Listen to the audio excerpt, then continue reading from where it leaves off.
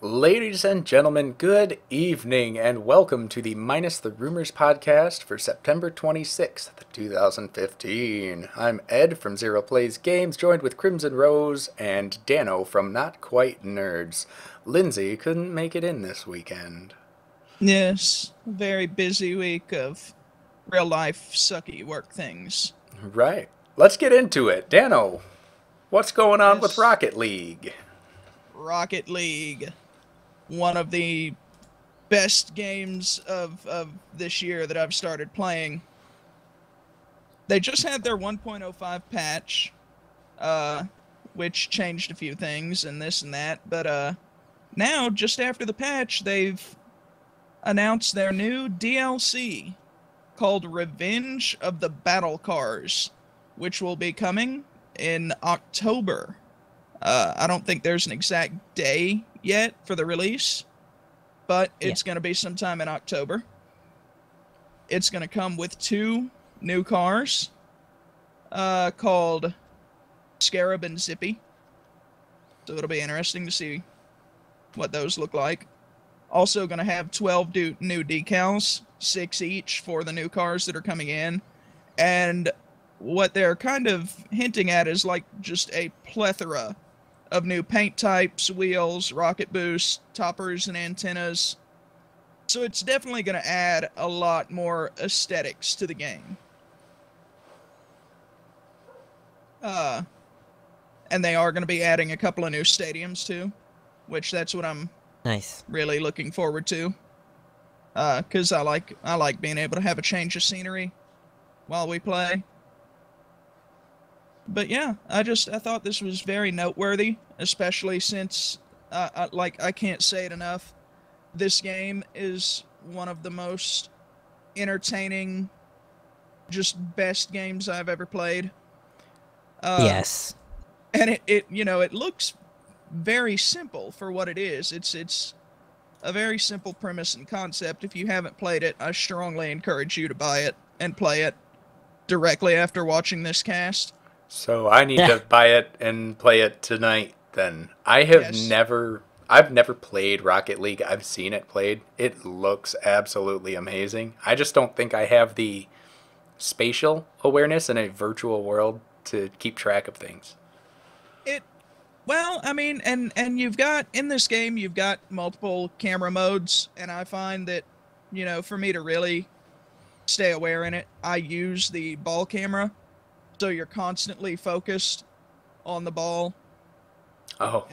And it makes it a little easier. And it was a little, it was tough for about 30 minutes to kind of get used to the controls and get used to how the physics respond, but it's another one of those games where, once you hit your stride, just, half hour in, everything just starts to become reflex.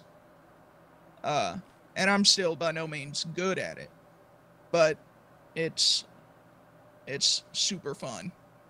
And Crimson, you play it too? Yes, I bought the game actually this week and started playing it.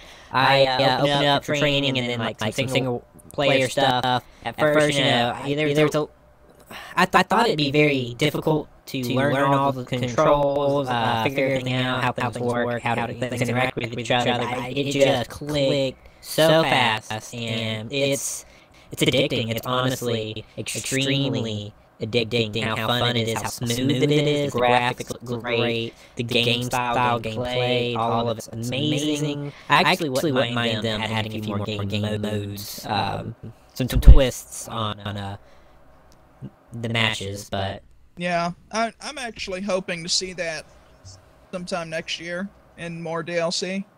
Yeah, I think if they're going to keep growing their brand in this game right here, then they're going to have to, go on with that, add some new game types, and of course they're going to keep adding more and more new car and item DLCs. But yeah, I'm with you. I really hope that we can see a couple of new game types in the future. And honestly, this is a game that is very easily could be set up for eSports in the future. It's very competitive. Yeah. Easy to set up matches, so I could see it moving in that direction soon.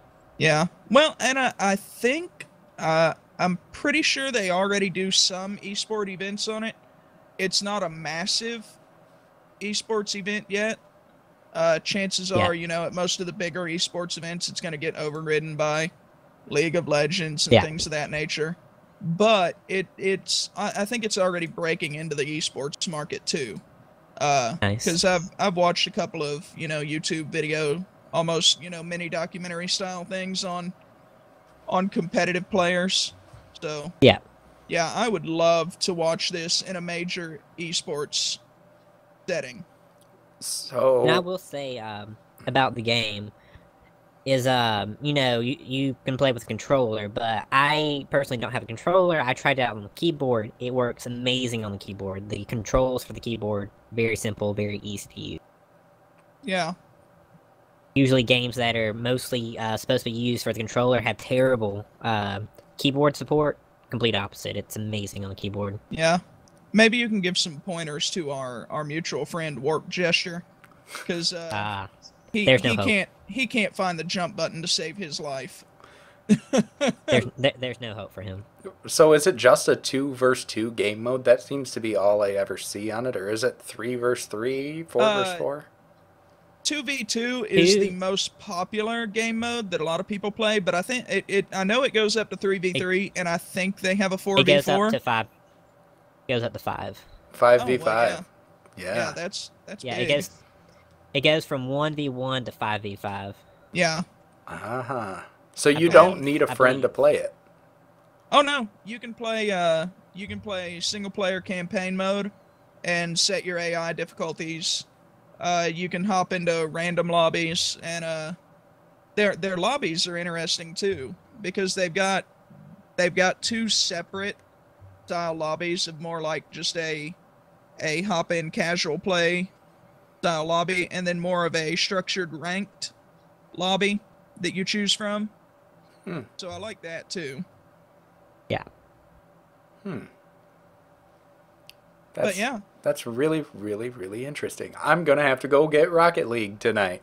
Oh yeah, definitely. Moral of the story: buy Rocket League and play it until your eyes bleed. And That's that 20 is bucks. is $20 on Steam. Yes. Yeah. All right, and it's also out for what, PS4? I'm not sure of the console. I mean, you know me. I hardly don't touch console anymore, so I'm not sure what it's out on console.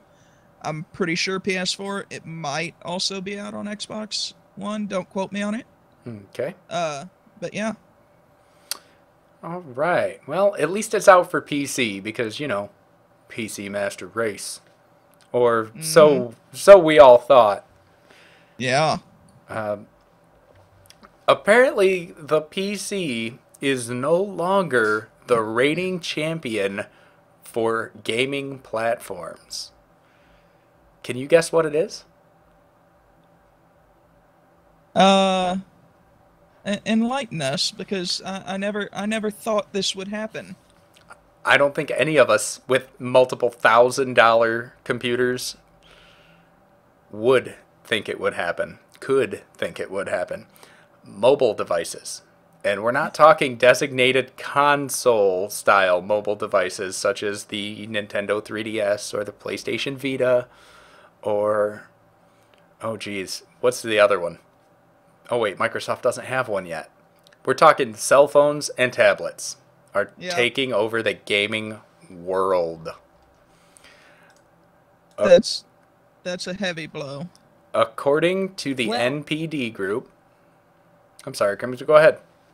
No, go ahead. According to the NPD group earlier this week, in the results of their Kids and Gaming 2015 report, the platform that kids from the ages 2 to 17 play on most is mobile devices. It is no longer the PC.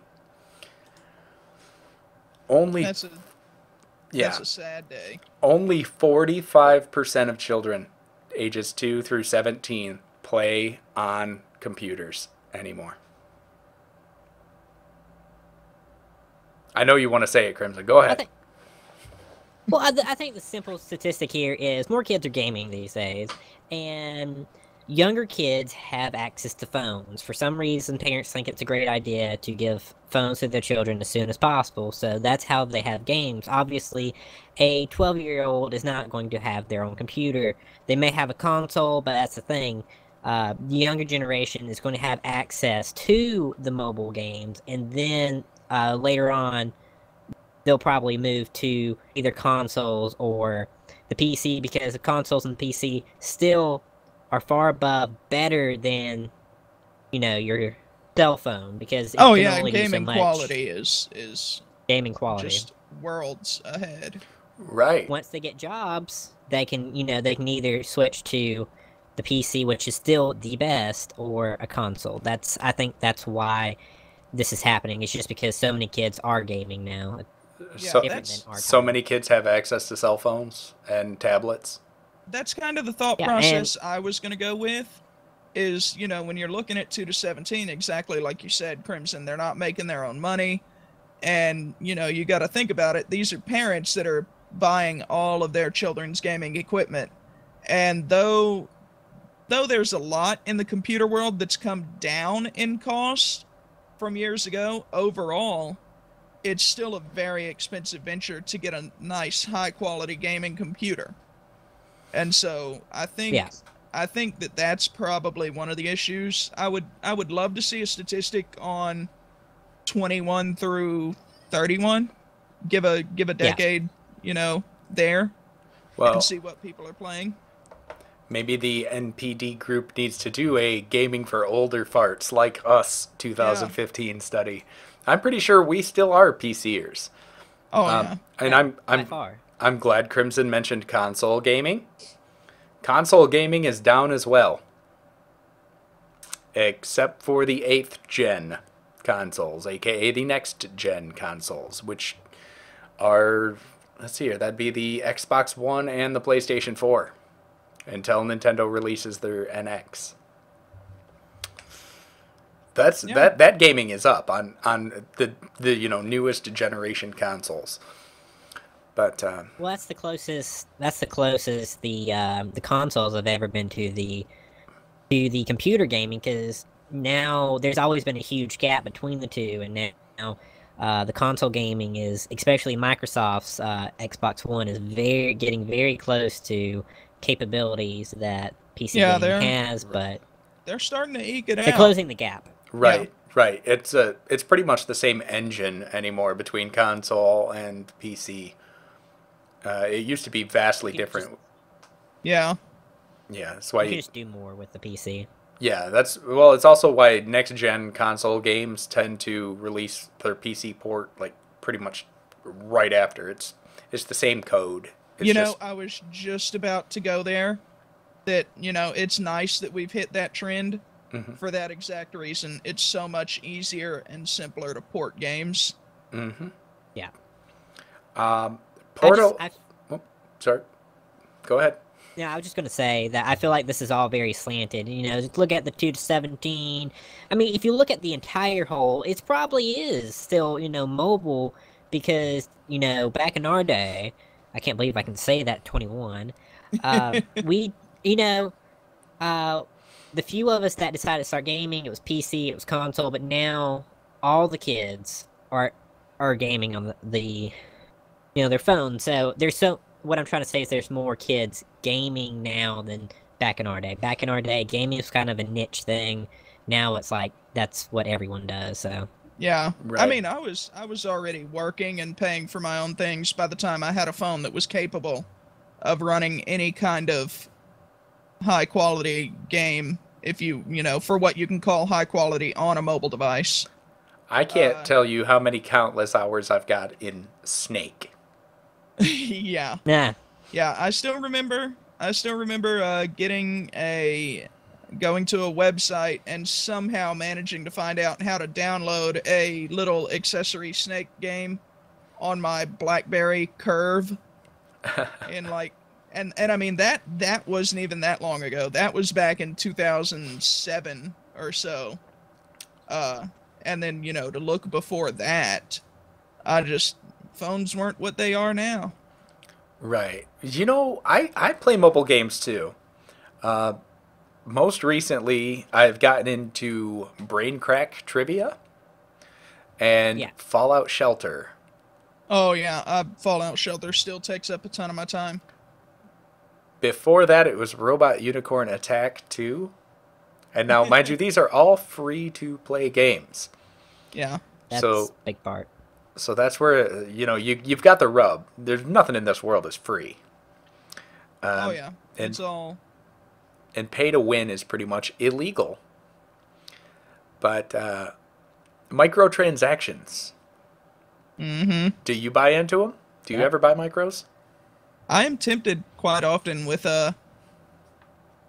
Fallout Shelter, but I have not yet. It tempts me every time I log on, but I have not succumbed to the temptation yet and spent that 19.99 on 40 lunch boxes and yeah. What about you, Crimson? When Pokemon Go comes out, are you going to be microtransactioning, you think? Buying Pokeballs? As of right now, do I do microtransactions? No, I do not to any extent. When Nintendo jumps in, I can't answer yet. The answer will probably be yes, but it just depends. Yeah, Right might be a now, I whole don't. different story. I am proud to Well, that's say I have never purchased a microtransaction. Never. Except for all of the money I've bought in GTA, but that's on PC. That's a different Oh yeah, story. that's a different ballpark. Uh, Yeah, and I've sunk Which- a lot of money into GTA money.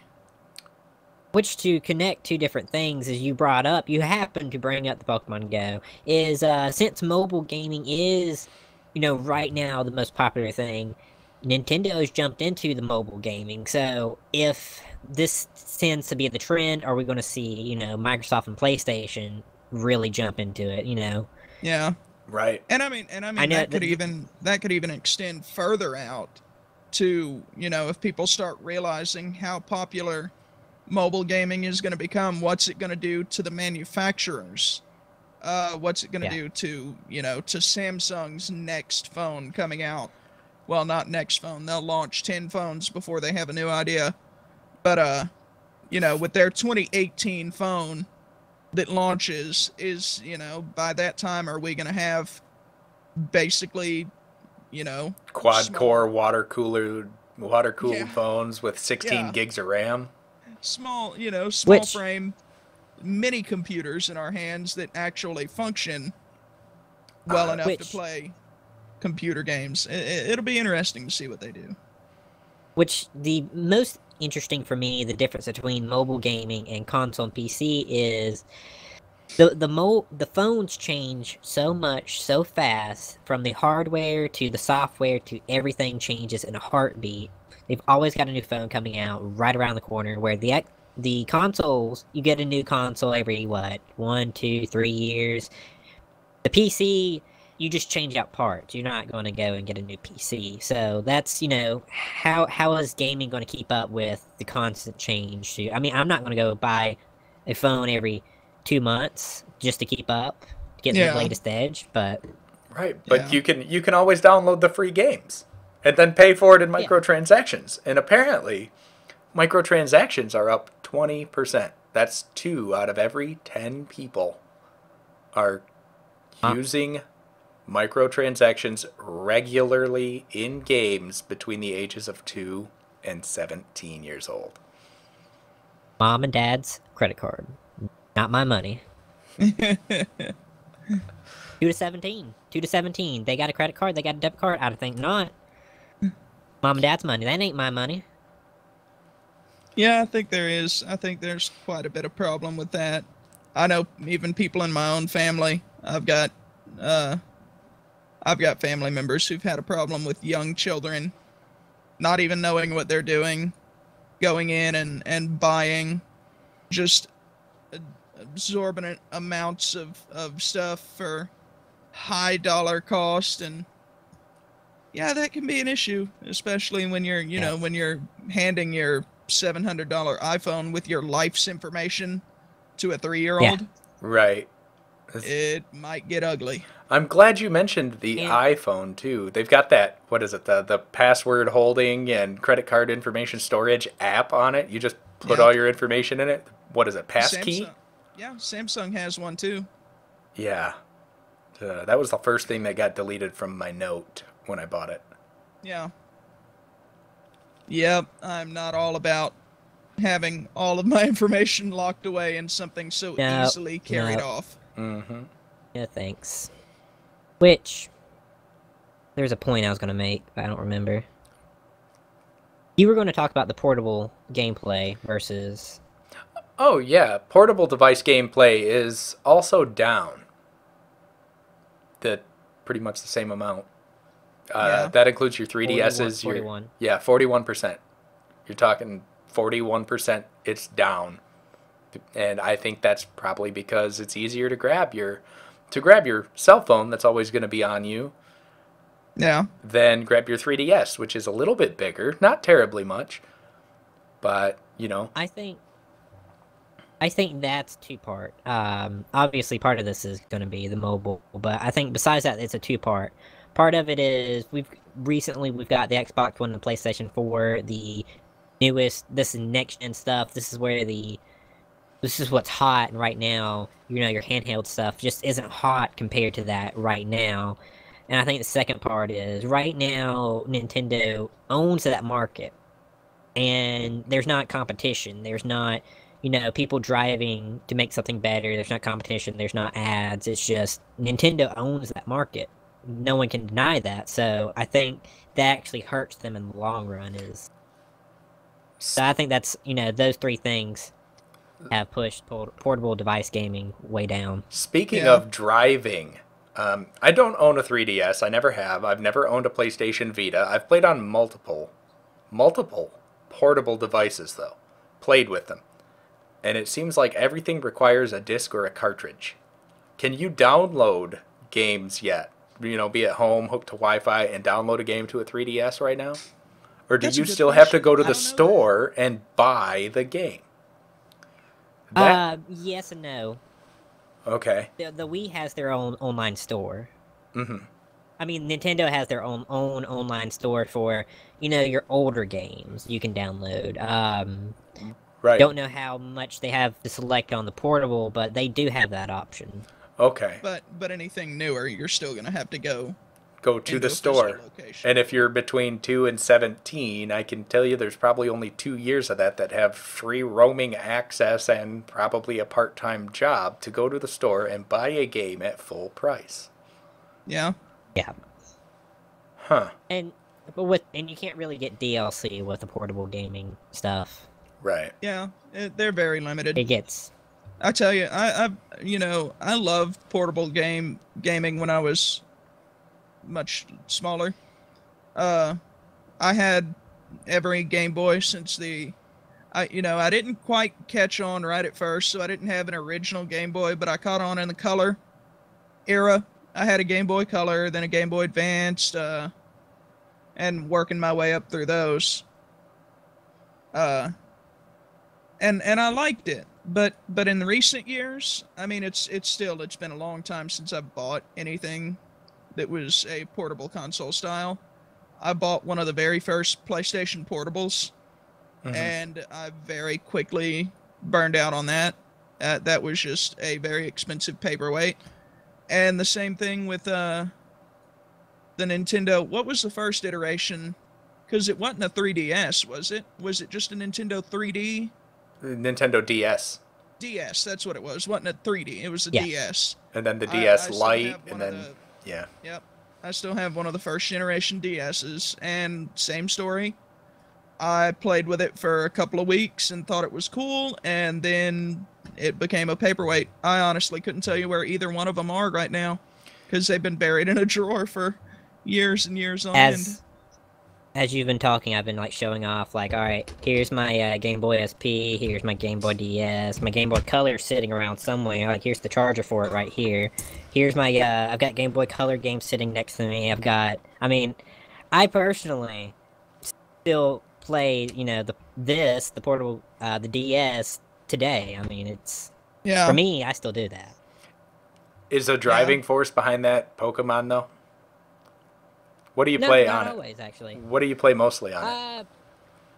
Well, I mean, if we're going mostly, obviously it's going to be Pokemon, just because Well, it has replay value. right, Yeah. but you know, let's say I want to get into portable console gaming. So, you know, I'm gonna go buy, for instance, a 3DS. I was actually looking at buying one. I just didn't want to pull the trigger and drop 2/3 of my paycheck on one and then still have to buy games. What else is there to really play that's fun? What would you suggest? Me? Yeah. Obviously, you know, your bigger titles, any of the Pokemon games, the Zelda games are really good. I was about to say Um, the Zelda games. yeah. Obviously, you've got Super Smash Brothers is on the DS now. You got different little sports things with different things. I haven't really looked deeply into it because I don't make all the money in the world. But there's a variety. There isn't just, you know, their classic Nintendo stuff. They've got other things that can appeal to you. Really? Yeah. I will have to go dig a little bit deeper. Who knows? Maybe I'll be playing my 3DS at work next week. Hey, you can always play cheaper games like the older games. You don't have to have the newer stuff. So can you play like regular old school? Let's say I find my Pokemon Yellow cartridge. I lost my Game Boy Color, Yeah. but will that work in the newer portable consoles? I know it's a little bit off topic. I But don't think the Game Boy No, games you can will. play- Now you can play Advance, can't you? You can play Game Boy Color up to the Game Boy SP. You can play the Game Boy Advance stuff all the way up to, I believe, now. So Yeah. there's a that's a the thing multitude of is- games. Yes. What happened is between I believe the big square cartridges and the big rectangle cartridges, they changed how the games were made, the actual hardware, Yeah. where there was a change in hardware back in the way back when, so that's the reason.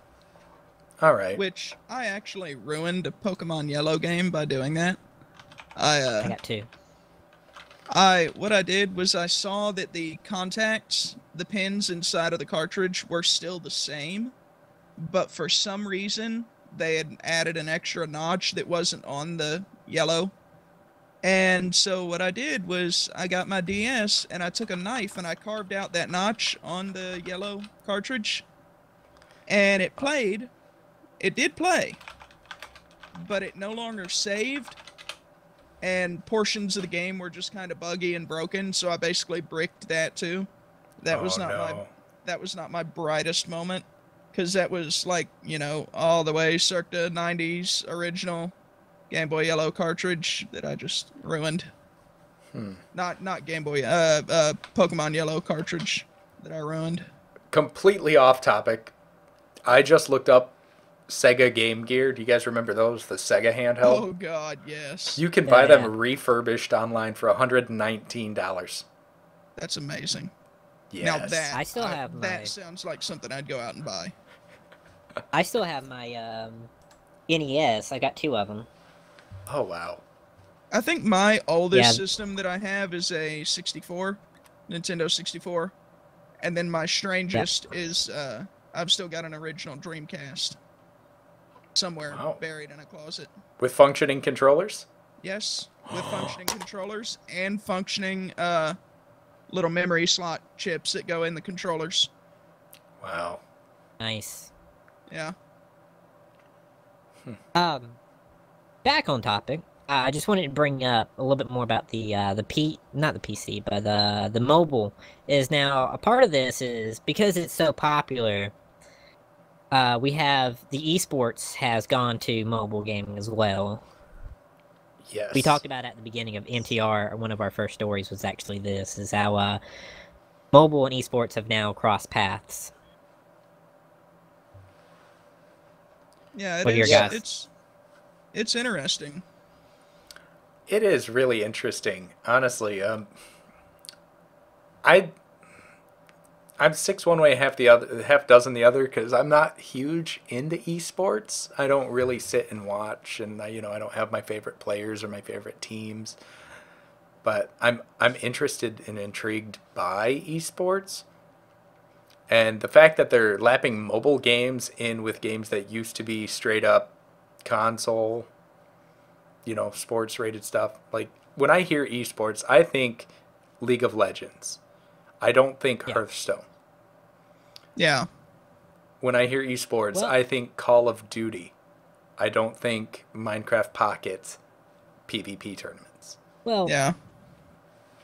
Well, a part of that is, I guess there's a wide variety of what people like to see. Like, I guess a lot of people like to watch, the shoot 'em up esports, and then, we talked a few weeks ago, the Pokemon tournament, the VGC, the video game stuff. That's huge, and they get scholarships for that. We'll talk about that in a minute. But, I think there's just a variety of what people like, so you just gotta find your niche. Personally, I like violence, so I like to watch real sports, so... Yeah, I get all of my real sport violence honestly, from Vine compilations. Because it's so quick. Kids, if you ever get a chance to go see a hockey game, go see a hockey game. Definitely. Oh, yeah, now hockey is fun to watch. Yes. Because you may have heard saying, like, I was at a football game and a hockey match broke out. I was at a wrestling game and a hockey match broke out. Yeah. I was at an MMA fight, hockey match broke out. Yeah. Those things are violent. Mm-hmm. Uh-huh. And if you want to participate in the violence without playing the sport, go see a soccer game in Europe. That is... All right, so... It's sad that is so true. It is. So, esports scholarships. So, as you all know, or you may not know, actually, esports now has gotten so big that colleges have now started having their own esports team that goes along with the athletics department, and students can get scholarships for partial and potentially even full-time, get their way paid through college now. Because there is so much of a viewing, and there's so much money in the esports field that the colleges, are jumping on board with this. So, what do you guys think about the fact, and I have a story here, that there was this kid who was doing gaming all his life, went to college, failed, but got so good at, League of Legends and whatnot, this university gave him a scholarship, and he took it. So, what are your guys' thoughts on the fact that you can now get scholarships for esports?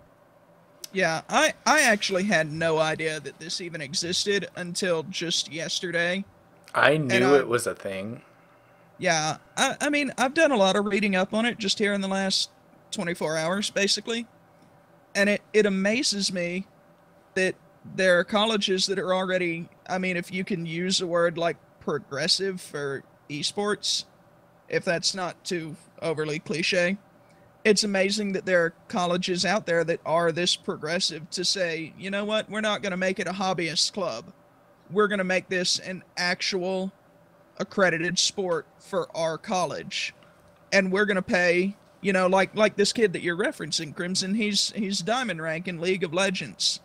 And they look at his rank and they say, okay, we're going to give you a scholarship at 70% paid.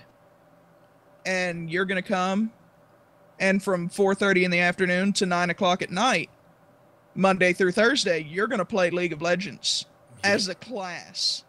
With the team for the college, correct? With the college team? With the whole college team. And then weekends, you're going to compete in tournaments every weekend.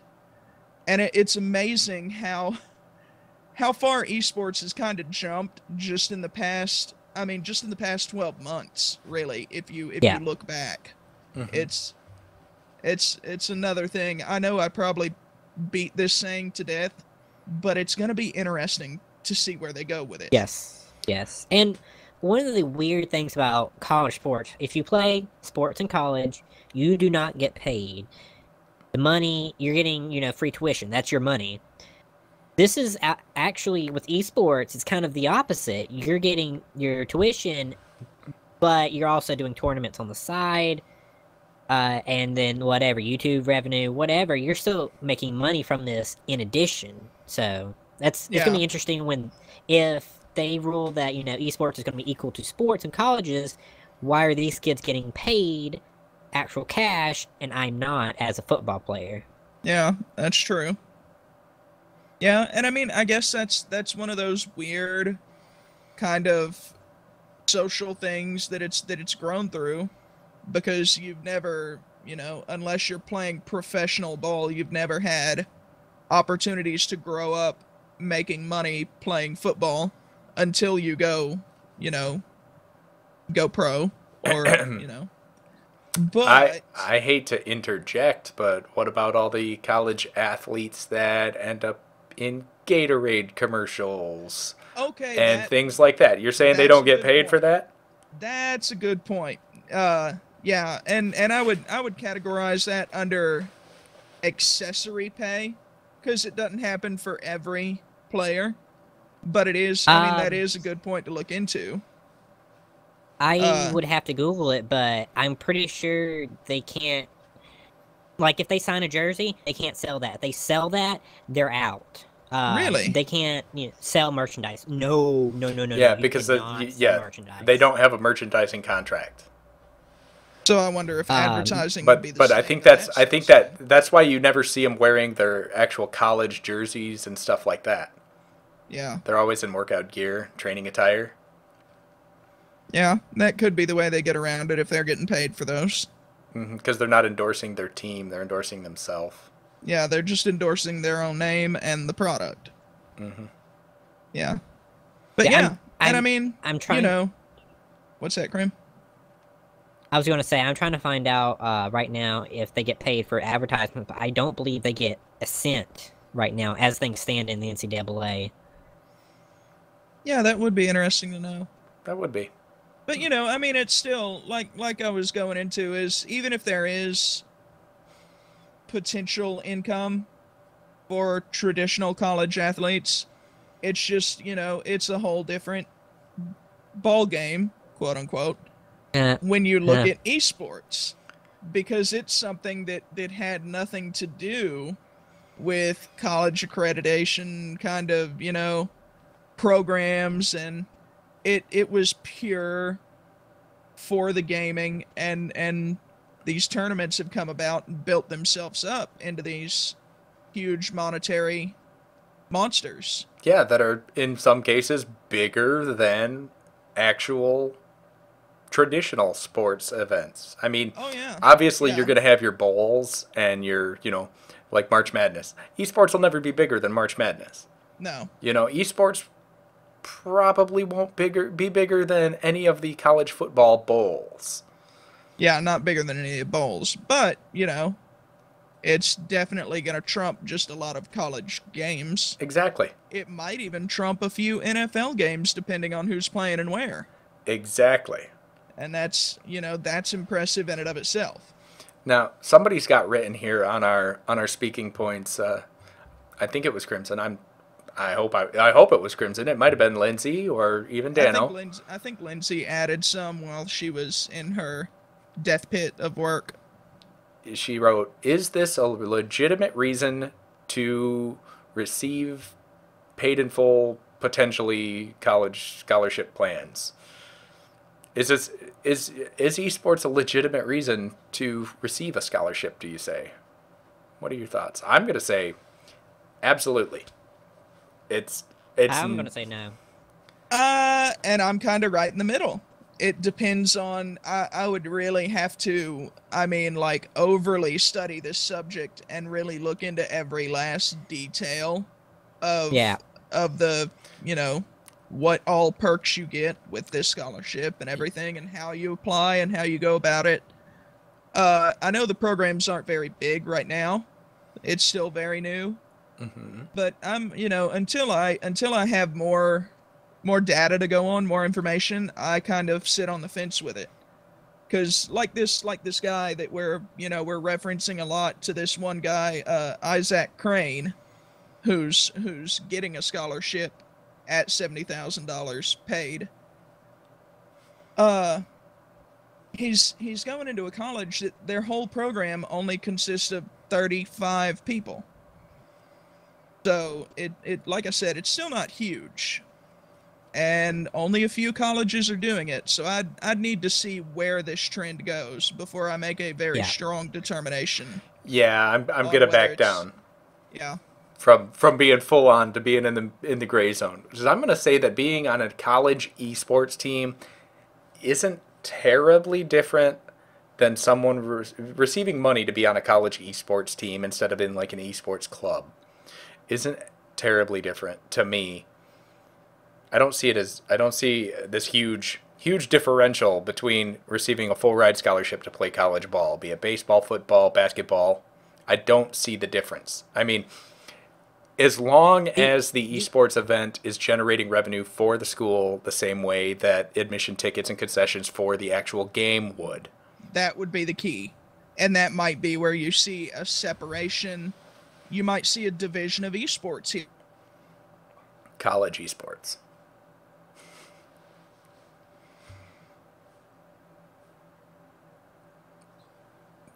Did my team speak just die? No, I'm here. Oh, okay.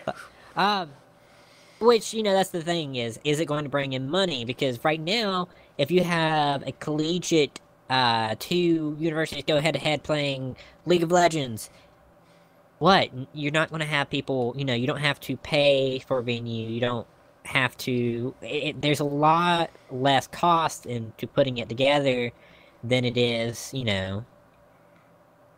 Right. It's going to bring in more money easily. And it's easy to access. All I have to do is get on my computer. There'll probably be a paid subscription to watch it, but, it's easier. It's easy access. It's easy to put together. It's easy to watch. Very low overhead cost on it. Yeah. And, wherever the event takes place, like when you're watching ESL, when you're watching ESL or the Cologne tournament, for instance, I know it's not League of Legends, but you see, 20 and 30 and 40,000 people sitting in a packed stadium. I mean, at even $10 a head, and it's going to be more expensive than that to get in. For a floor seat? Yeah. To sit right behind the person that's playing, or within easy sight of said person. So you don't have to look at what's being projected on the big monitor. You can kind of see it on their screen. Yeah. And that is the thing. There will, obviously, I overlook the fact that there will be venues and people will go and physically watch this. I was just thinking, you can also, air it on TV and on the computer. So I guess, that's an added benefit. Oh, definitely. Definitely. And if it's not a subscription fee, whatever school's still getting ad revenue on it. Yeah. Mm-hmm. It is interesting to see. The only thing is, for this kid to do this, his high school grades were terrible. And he failed college, I think, twice? So, I mean, to do this, there's that disconnect between school and gaming. It always has been. Where do you think that's going to go? If kids can focus on this, should this be... should there be a backup plan? Absolutely. Games die every single day. I'm not going to say that League of Legends is going anywhere soon or any of the other big esports games. I'm not saying that in any way, shape, or form. But I don't think anyone should personally aspire to be a professional gamer. They should always have a backup plan. I mean, what happens if you're in a car accident and you lose one of your hands? It's probably a good idea to have a decent education to go with your amazing talent for video games. What are your thoughts, Dano? Yeah. Oh, Dano has to relog into TeamSpeak. Yeah. Mm-hmm. But yeah, that's, we'll see where it goes. I think even with sports, you need to have a backup, but I don't know, it's just right now college degrees, like what you've got to, with college degrees, you're going to have to find, it's going to change to adhere to this. Right now, if I'm going to college, play collegiate, to play collegiate football, esports. Oh. What am I going to go to college for? I mean, there's technical stuff, but You could. I think, degrees will slowly start switching to that. Right now, there's huge, not even just field, but degrees for physical therapy and whatnot. That's what most sports people tend to go into as a Right. career afterwards. I mean, people that go to school on a college ball, on a college ball scholarship. I mean, they still have to choose a degree and keep their grades up though to maintain their scholarship Yes. 9 times out of 10. So I mean, With if esports goes to collegiate and stays collegiate, obviously it'll end up under the NCAA. The NCAA will regulate this like no one's business. Drug tests will be mandatory because obviously, right? You can't have performance enhancing Mountain Dew additives. well, it just looks bad. Yeah. Obviously you can't be cheating. Obviously there's all kinds of there's going to end up. This is what we haven't seen yet, but the NCAA at some point will jump in and take action, and once they accept it, start making rules and regulations, and just like all the other sports. Right. So I mean, honestly, that's probably a non-issue. Is there a legitimate reason, or I'm sorry, is an esports scholarship something to work towards or a backup plan? If you're good at games, I would say work towards a scholarship, but always have a backup plan. Save up for college, and Always. and if you're not playing college level esports and you're gonna lose your scholarship, at least you got a backup plan to fall on. I wouldn't count towards playing esports professionally, just like college ball players don't say, I got a full ride scholarship, I will be a professional football player, I will be a professional soccer player, I will be a professional baseball player. It just doesn't happen like that. Not everybody gets drafted. Not everybody goes pro. The statistics for a collegiate player to end up being a professional is so very small. And it'll be the same for esports. To be a professional, even if you competed in collegiate, will be very small. Right. Am I back? Believe we have. Yes. You are back. What are your thoughts on it? I was so upset that everybody was interrupting me over and over, and then it turned out that my mic was just messing up. I'm so sorry. Do you have thoughts on any of this? Yeah, I think y'all have already covered a lot of what I was going to say, which was, I think it's going to be an interesting question as far as should this be something that people should strive toward. I think I heard Eddie just covering that. And yeah, I don't think this is going to be one of those things that you need to set up as your main plan. It'd be nice to have it as an idea for what you want to do. Mm-hmm. Without putting all of your Eggs in one basket. Yeah, exactly. Yeah. Exactly. Exactly. Save up your money, get a job, apply for financial aid. Yeah. That gets you into school, and pick a degree program that could be something that you like to do in case you're just, let's face it, not that good.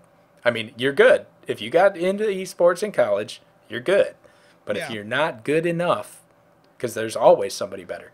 Ask any athlete on any level, esports, real sports, there is always somebody better than you. Yeah. And if it's not today, they'll be coming down the road shortly. Mm-hmm. What's the next point in here? Are all gamers geeks or nerds? And will all gamers do well in college? I don't think so. I don't think so either. I think pretty much it's going to depend on the individual. Right. I completely agree with that. Honestly, school is hard for a lot of people, and games come easy to some. For some people, games tend to be hard, and school comes easy. It's different cognitive processes. Mm-hmm. Some people kind of are right in the middle. I'm not even going to say that all gamers are geeks or nerds. It depends on how you define the word. People can be geeks over a lot of things. Let me actually look up the definition of geek. I'm not saying I don't know it, but I want to not misquote it. Well, it depends. I mean, it's how sociable are you? All right, if you're a gamer, you need to make sure that obviously get a job while you're in college. All athletes, even if they get a full ride, have a job in college, and go outside for God's sake, man. Get a tan. Go talk to some women. Right. Yeah. Don't Uh, if you're in college, enjoy your college time. Don't get too bogged down with studies. Don't get too bogged down with athletics or gaming. Go talk to some women. Go get a tan. Or men, if you're a female gamer. I'm sorry to discriminate on that one. According to dictionary.com, because I wasn't fast enough to go to the actual Merriam-Webster definition, there are 4 noun definitions for the word geek. And number 3 is a peculiar person, especially one who is perceived to be overly intellectual, unfashionable, or socially awkward. So that's not the definition of geek that I prefer to relate to. I prefer to go with the second definition that says a person who has excessive enthusiasm for and some expertise about a specialized subject or activity. I could see that, yeah. So you can be a geek of almost anything. You could be a hunting geek. You could be a car geek. A game geek. A Pokemon geek. Yeah. Mm-hmm. So are all gamers geeks? Well, if they're that into the game, I would say they are, according to the actual definition of the word geek. Will they do well in college? Not necessarily. You could be a drug geek, a drinking geek, beer connoisseur. You geek out on beer, you're killing your brain cells rapidly, but hey man, you're having a good time doing it. You could geek out on the Batmobile. Ooh, the Batmobile. Yeah, only if you've got the money to buy an official Batmobile anymore.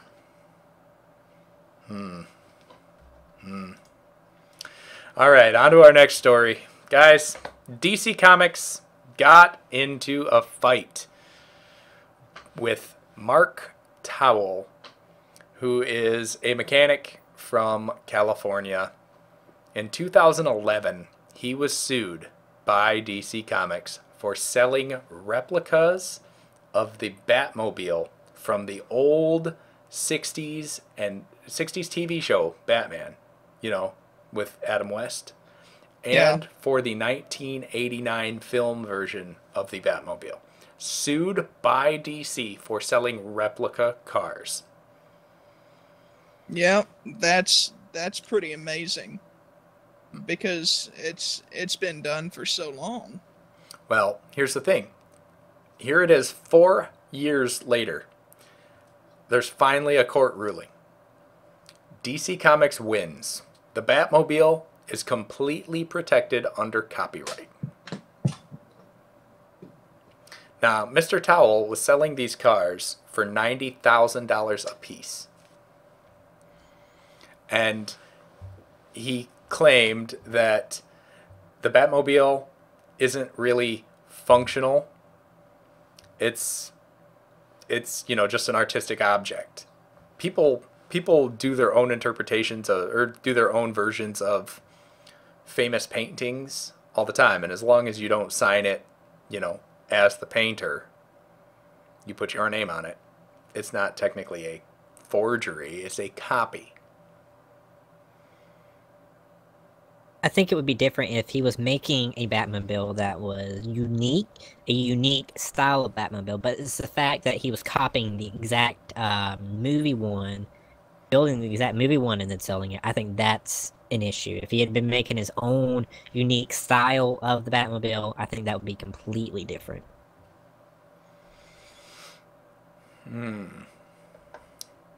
Well, that's the thing. I don't think anybody would buy something that's somebody else's take on the Batmobile. But if I wanted a Mona Lisa, I don't want a Mona Lisa. But, very few paintings come to mind when I think of paintings. If I wanted a Starry Night by Vincent Van Gogh. Van Gogh's, A Starry Night. Everybody's seen that picture. It's been copied thousands of times. Countless times. You know, that's the one with the If you tower want, and the 3 stars. well, my point is, if you make a Batman themed Mustang, Ferrari, Maserati, that would be a Batman themed unique style. Yes, please, by all means, give it to me. But it's not the exact replica.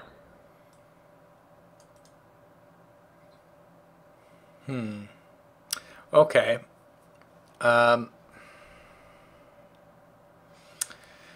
The judge basically stated, and I'm going to quote this, that the Batmobile has physical as well as conceptual qualities and is sufficiently delineated. So, yeah. Here, let me continue quoting. In addition to its status as a highly interactive vehicle equipped with high-tech gadgets and weaponry used to aid Batman in fighting crime, the Batmobile is almost always bat-like in appearance with a bat-themed front end, bat wings extending from the top or back of the car, exaggerated fenders, a curved windshield, and bat emblems on the vehicle. This bat appearance Her bat-like appearance has been a consistent theme throughout the comic books, television series, and motion picture, even though the precise nature of the bat-like characteristics have changed time to time. So technically, you couldn't make a Batman-themed or a bat-themed Ferrari or Maserati without potentially being sued. I'm not saying now, I'm saying the original case of, I think the issue why DC got pissed about it. Oh, yeah. Is the fact that he was making exact replicas. I think if he had been making uniques, it'd be a different story. Now, because he was making replicas, now no one can't make them. But the biggest issue is he had the bat emblem on there. Obviously, that is licensed, that is owned. Now, the part about, the wings going out, that used to be big back in my grandfather's day. And on a lot of non-American cars have, the exaggerated wings. It still is popular. The rounded glass is popular with certain cars. You just got to use your judgment on it, but right. It's the Batman symbol is what's the issue. Yeah. But here's the thing. I live in not far from Detroit. Cloning cars, making copies of vehicles, is very popular with the car show circuit. Oh yeah, with enthusiasts, all classic cars, enthusiast builds, and all of this. How many countless people have a 1968 or 69 Dodge Charger painted competition orange with a Confederate flag on the roof, with the name General Lee on the side, with the doors welded shut? With a Dixie horn. How many people have an old Ford van that says Mystery Machine on the side? And then obviously all the James Bond cars. Exactly. And I think it's a split between an enthusiast build who's building this vehicle for himself and somebody that's rolling them out for 90,000 a piece. Because when you go into production like that, it's no different than if you were going to go to a toy store and buy a 1/10 scale model. That scale model better be licensed. Well, because it's a copyright infringement if it's not. What if I bought tricked out 78 Dodge van, took it over to my local car shop? I have a custom shop pretty much right across the road from my place. And I said, paint it black, put a red wing on the back and a red stripe down the side of it. That's nothing special, right? Even though it would look exactly like the A-Team van. Yeah. They are a licensed builder.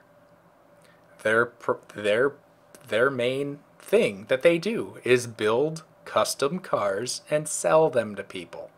Yeah. If it's floated on my dime, performed under their end, do you think that would still fall under copyright? I mean, I've been asking this a lot lately with all of MTR stories. Just when does it stop? Yeah. I mean, if I buy a Ford Torino and it just happens to be the exact same factory color scheme, red with a white stripe as the Zebra 3? Am I going to get sued for driving it?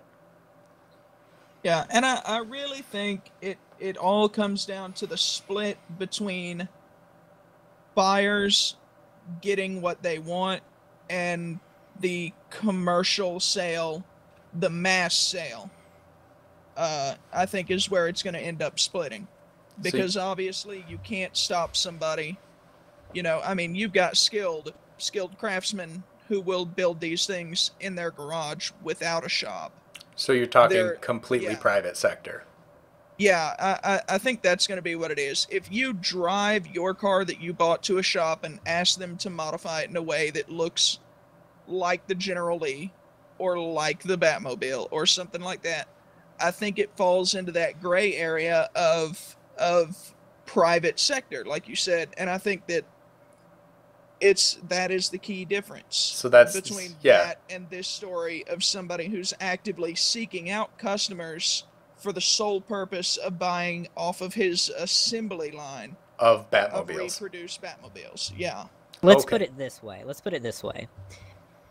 I build the cars. I build the Batmobile cars. I sell them. They're losing money. That's a problem.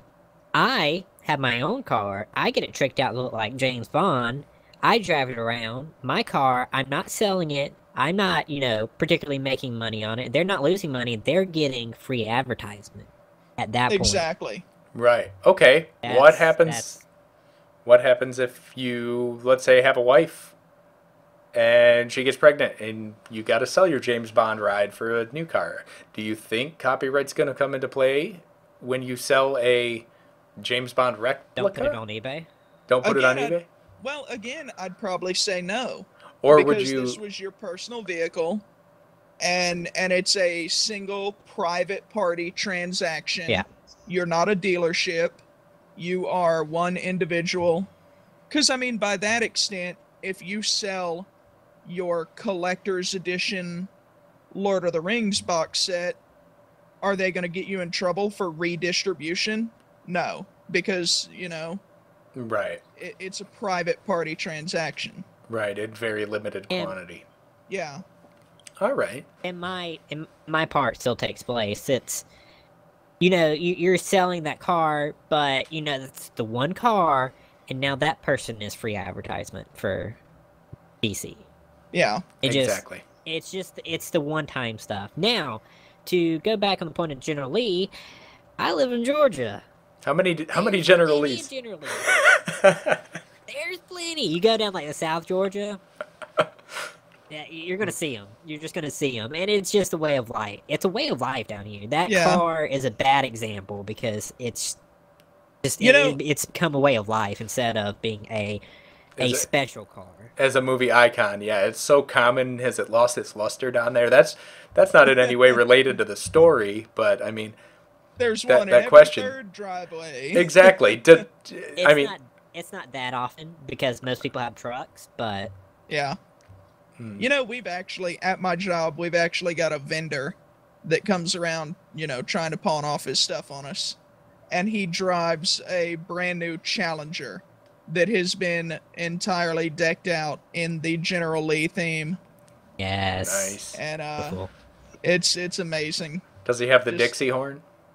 I've never heard him honk, so I don't know if he has a Dixie horn, but as far as all the aesthetics, it's like if a General Lee were to have rolled off the assembly line today. And it's pretty freaking cool.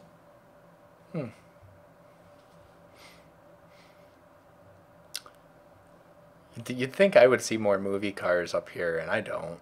I really don't. Because they all get stolen. Pretty much. I saw an old Ford Taurus that was done up, and it had the OCP, Old City Police, decals on it. It looks like they went to a graphics shop and had vinyl decals made for it.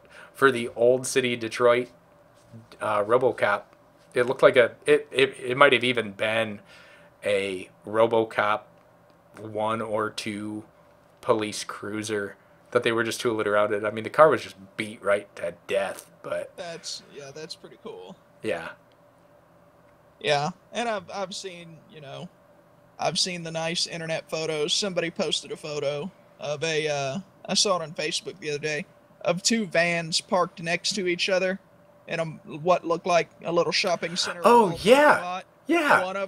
One of them was the Mystery Machine, and the other one was the A-Team van, Hmm. parked right there, sitting next to each other. I thought it was awesome. I saw a Jurassic Park Ford Explorer not long ago. That was somebody's custom build. Now that would be something I would drive, not the Explorer, but the Wrangler, The a Jurassic Jeep Park Wrangler. Jeep. Yes. Oh, I would drive the hell out of one of those. Wasn't there actually a Jurassic Park edition Jeep Wrangler? There might have been, and I think it later became the Rubicon. I'd have to look it up now. I don't know.